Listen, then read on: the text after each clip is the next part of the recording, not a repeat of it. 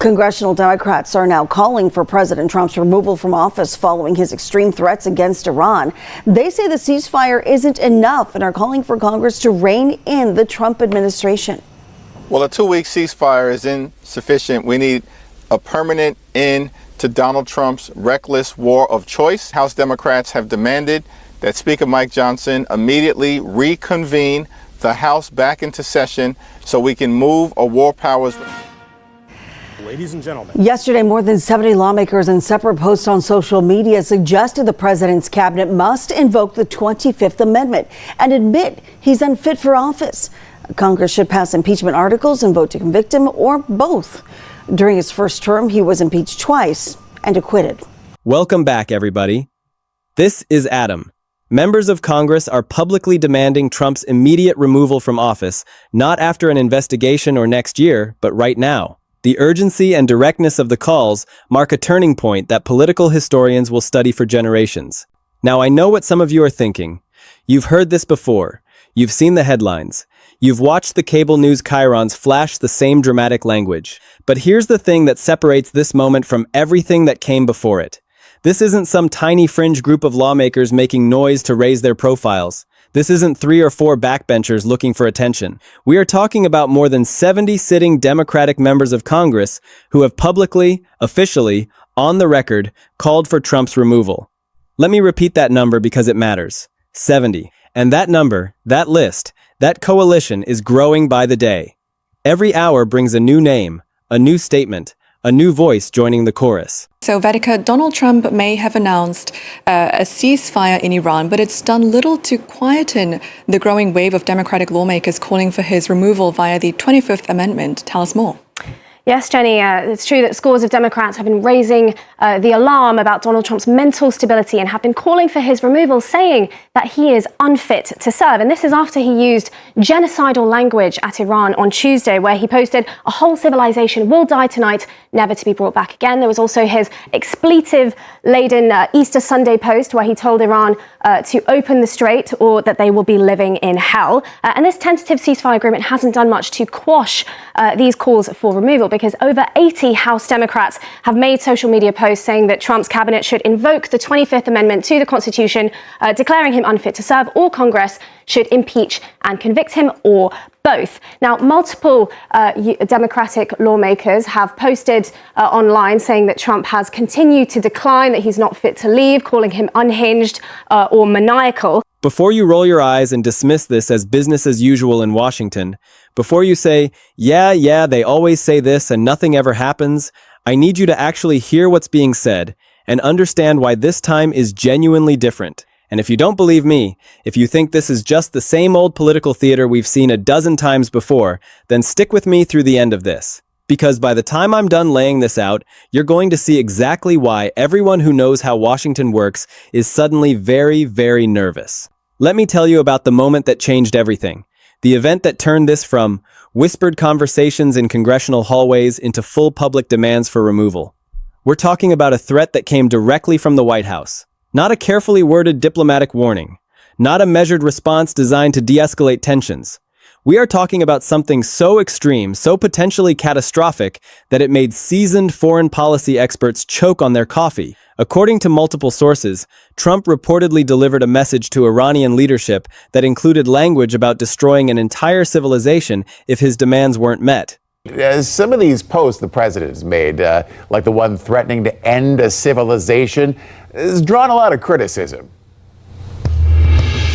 Absolutely, Blaine. And from a lot of Democrats on Capitol Hill who are increasingly calling on their Republican colleagues to either push the cabinet to invoke the 25th Amendment, remove Trump from office, or impeach President Trump. By the way, both those options seem somewhat unlikely. Remember, Republicans are in control of Congress. There were 2 efforts during President Trump's last term to impeach him. Ultimately, neither of those were successful. No indication that that would be successful as well. But just the rhetoric from Democrats really heating up as they push to put limits on President Trump as this war with Iran stretches on. That fragile ceasefire you just referenced appears to be on thin ice. Think about that for a moment. An entire civilization. Not a military target, not a strategic asset, not a specific facility, an entire people, an entire culture, an entire society. Are you hearing how insane that sounds coming from a sitting American president? This wasn't some offhand comment made in a private meeting that got leaked. This was a direct communication, an intentional message, a deliberate choice to put this language out there on the world stage in the year 2026. And the reaction was absolutely massive. International leaders scrambled to respond. Our allies started making urgent phone calls to Washington trying to figure out what in the world was happening. The United Nations went into crisis mode with emergency meetings and hushed conversations in hallways. Foreign ministers from countries around the globe issued statements expressing deep concern. Analysts who have spent 3 decades covering foreign policy said they had never heard language quite like that come out of the White House. Never. Democrats are advocating for invoking the 25th Amendment and impeachment to remove President Trump from office. It comes after the president's threat yesterday that the whole civilization will die in Iran. And while President Trump did not follow through on the threat, the list of Democrats seeking his removal continues to grow.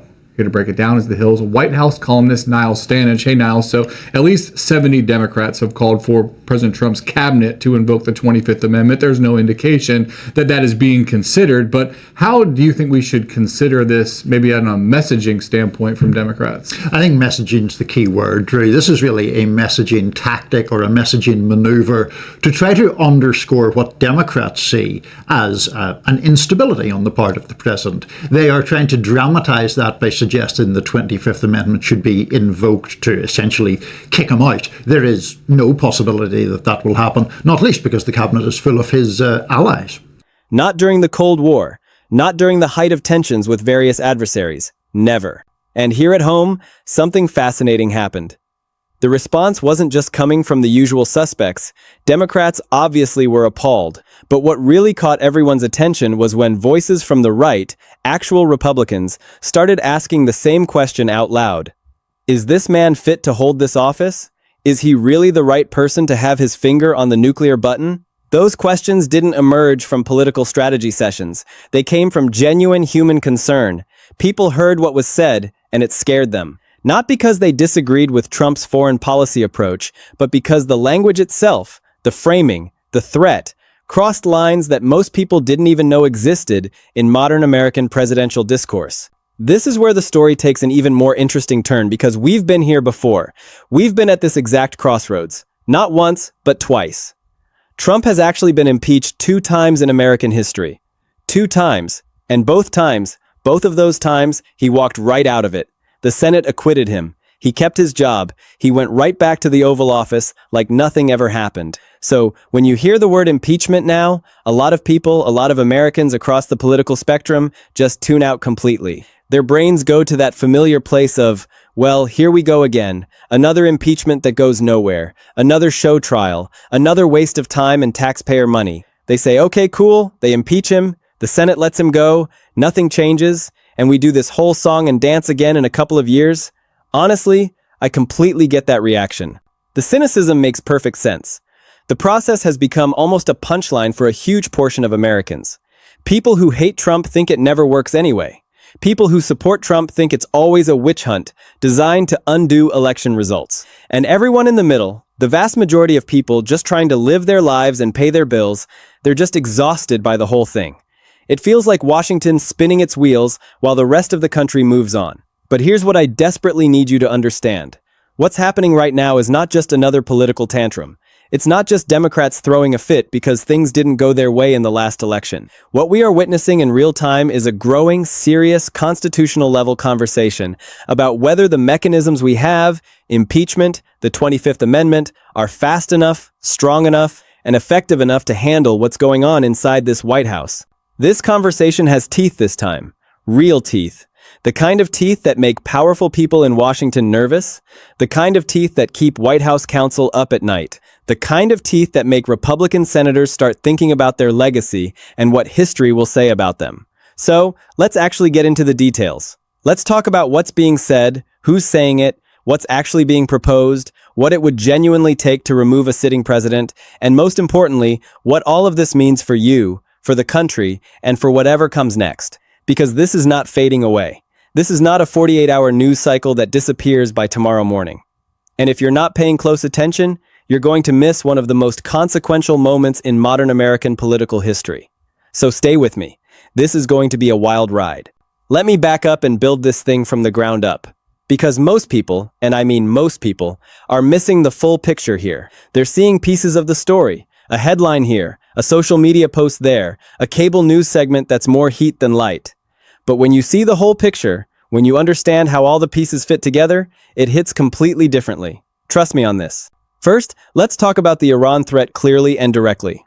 The media has been kind of sloppy with the framing on this one, and I want to make sure you understand exactly what happened. In April of 2026, Trump reportedly issued a warning to Iran that was extreme in ways that are hard to overstate. We're not talking about we will respond with force.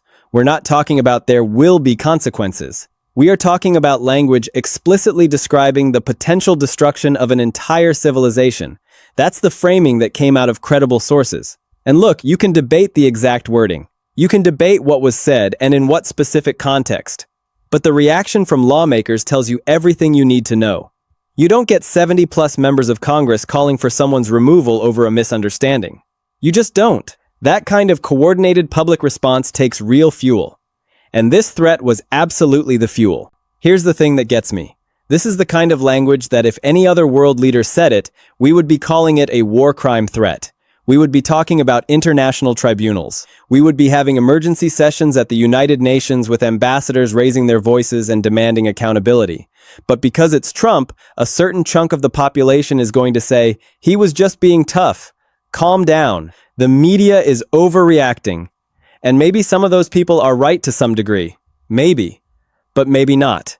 And that uncertainty, that maybe is exactly what's driving these removal calls. Because the people calling for his removal aren't just saying we disagree with Trump's foreign policy. They're saying something much deeper than that. They're saying this man is making threats so extreme, so potentially catastrophic, that the normal checks, elections, courts, public pressure are not moving fast enough. We need a constitutional off switch, and we need it now. That brings us to the two major pathways for removal: impeachment and the 25th Amendment. And I want to walk you through both of these because people throw these terms around like they're interchangeable, and they are absolutely not the same thing. They are fundamentally different mechanisms with different procedures, different thresholds, and different political realities attached to them. Let's start with pathway 1, impeachment. Here's how it actually works. Not the TV version, not the dramatic version you see in movies, but the real constitutional process. The House of Representatives votes on articles of impeachment. They need a simple majority, 50% plus 1.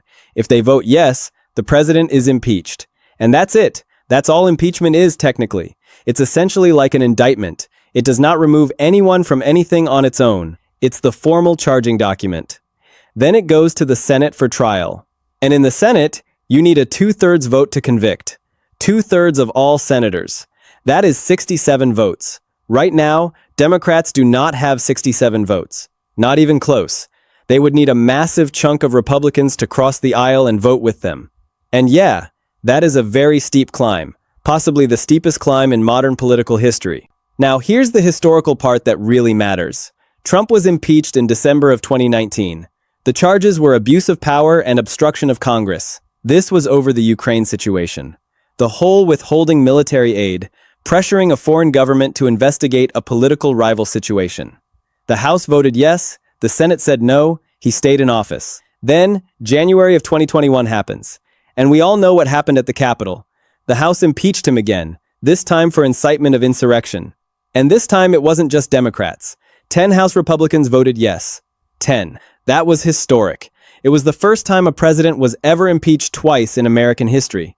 And in the Senate trial, 57 senators voted to convict. 57. That's a majority of the Senate, but you need 67, so he walked again. Can you believe that?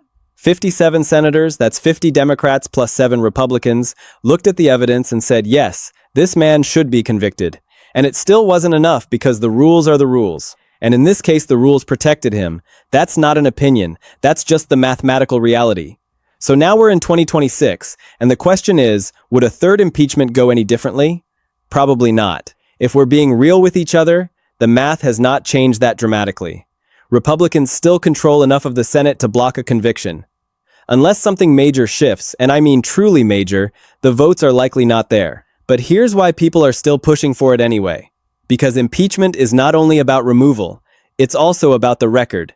It's about making every single member of Congress go on record with their name attached for history to see. It's about forcing a public debate that cannot be ignored or swept under the rug. And it's about political pressure, putting every Republican senator on the spot and saying you either stand with this or you stand against it. There's no hiding anymore. There's no staying quiet and hoping nobody notices. Your constituents are watching. The history books are watching. Your grandchildren are going to read about what you did in this moment.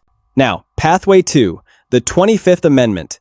This one is different, and honestly, it's scarier in some ways for everyone involved. The 25th Amendment Section 4 says this: if the Vice President and a majority of the Cabinet decide the President is unable to discharge the powers and duties of his office, they can transmit a letter to Congress saying so, and the Vice President immediately becomes acting President. The President can then push back and say, "Nope, I'm fine. Give me back my job." And then Congress has to vote. You need 2/3 in both chambers, the House and the Senate, to keep the Vice President in charge. If you don't get 2/3, the President comes right back. The 25th Amendment has literally never been used to remove a sitting president, not once in American history. And the barrier here isn't just political, it's also deeply personal. You're asking the Vice President to essentially lead a move against his own boss, his own administration, his own political future. That is not a small ask. That takes guts or desperation or both. And here's what Democrats pushing this path are banking on: that at some point Trump's own people, his own cabinet, his own vice president, look at the situation and say, we cannot do this anymore. That the threats get so extreme, the behavior gets so concerning, that the people closest to him decide to pull the plug themselves. That's the theory. Whether that actually happens is a whole other question entirely. But here's why people are drawn to this pathway right now beyond just the Iran situation. It's about pattern. It's about accumulation. Over months, over years, there has been a growing chorus of people, not just Democrats, but former officials, military figures, foreign policy experts, people who actually worked inside the building, saying that what they're seeing from this White House crosses lines. Not policy lines, constitutional lines, safety lines, lines that haven't been crossed before in quite this way. And when that chorus gets loud enough, when it includes enough voices from enough different corners, people start to take it seriously. Now look, I want to be fair here. Trump has supporters who think all of this is garbage, who think the impeachment talk is just Democrats doing what Democrats do, refusing to accept results, using every tool they can find to undo what voters decided. And those people have a point worth engaging with, because in a democracy, you cannot just remove someone because you don't like their decisions. That's not how it works. That's a dangerous road to go down. If you set the precedent that Congress can remove a president whenever the opposition party gets angry enough, that's a weapon that cuts both ways. Future presidents from either party could face the same thing. So the standard for removal has to be higher than we disagree with him. It has to be about genuine unfitness, genuine abuse, genuine threat. And where exactly that line is? Well, that's the argument the country is having right now in real time on the floor of Congress and on every cable news channel in America. So, you've got two camps. Camp 1 says Trump is dangerous, unfit, and needs to go through whatever constitutional mechanism is available, and 60 or 70 plus Democrats are ready to try. Camp 2 says this is a political witch hunt. The process doesn't work, and voters already decided. Both of these camps are absolutely certain they're right. The problem is, one of those camps might have to be right in a way that changes everything. Because if the Iran situation escalates, if another major threat lands, if something happens that forces this question from debate into action, then we're not talking about politics anymore. We're talking about a constitutional crisis unlike anything this country has seen in generations. And that's not being dramatic. That's just reading the situation honestly. Let's get into the final breakdown. Let's talk about what you should actually be watching for in the days and weeks ahead. The calls are real, and they're growing. This is not spin. This is not overblown. More than 70 Democratic members of Congress have publicly gone on record calling for Trump's removal from office. 70 plus people putting their names to it publicly, officially, on the record. Some are calling for impeachment. Some are calling for the 25th Amendment. Some are calling for both at the same time. But the message is the same across the board. They want him gone. And the coordination behind this push is real. These are not random backbench lawmakers venting on social media at 2 in the morning. These are committee members, senior legislators, People with real seniority and real influence standing up and putting their political reputations behind this demand. That matters. That is a different level of seriousness than we've seen in previous removal pushes. The Iran threat is the main driver right now. When a sitting president makes a statement about destroying an entire civilization, you're going to get a reaction that is not partisan. That's just humans responding to extreme language coming from the most powerful office in the world. You would get that reaction no matter who said it. The sheer volume of the response tells you how seriously people are taking this. Now, these calls have not produced an actual vote yet. No articles of impeachment have been formally filed. No 25th Amendment letter has gone out. But the pressure is building. And the fact that 70+ members are publicly associated with this movement means the leadership of the Democratic Party has a decision to make. And soon, do you get in front of this train, or do you get run over by it? That decision is coming faster than a lot of people realize. I want to be honest with you about the math. Even if the House impeaches Trump tomorrow, even if they go through the whole process, hold the hearings, file the articles, and pass them on a party line vote, the Senate math is brutal. You need 67 senators to convict. Getting to 67 means convincing roughly 15 to 20 Republican senators to vote against a president from their own party in today's political environment. The last time we went through this, only 7 Republicans voted to convict. And most of those senators paid a serious political price within their own party. Primary threats, censures, public backlash from their base. Some of them have said publicly that their careers were damaged by that vote. So when you ask would Republican senators do it again and in greater numbers, you have to weigh that history honestly. The question isn't just can you get the votes? The question is, what would it take for Republican senators to risk their own careers, their own futures to vote for conviction? The 25th Amendment path is even harder because it requires buy-in from the vice president and the cabinet, people who were appointed by Trump, who serve at his pleasure, and who have every political reason in the world to stay loyal. Unless something dramatic changes behind closed doors, that path is essentially theoretical right now. And that's not me being a Trump defender. That's just reading the Constitution as written. The numbers are what they are. But here's why all of this matters. Because political pressure is real. It does things even when it doesn't immediately produce the result people want. When 70+ Democrats publicly demand removal, that changes the conversation inside the building. It changes what reporters cover. It changes what foreign governments think about American stability. It changes what the stock market prices in when it looks at Washington. It changes what Republican senators have to answer for at their next town hall meeting. It changes the calculus for every White House advisor who is privately worried but hasn't said anything publicly yet. None of that is nothing. All of that is something real and consequential. And here's the other thing, the part that keeps political analysts up at night. Every major removal effort, every constitutional crisis, every historical turning point that felt impossible right up until the moment it happened, started with exactly this kind of pressure. People saying it publicly, people going on record, people building the political infrastructure of accountability even before the votes were there to do anything about it.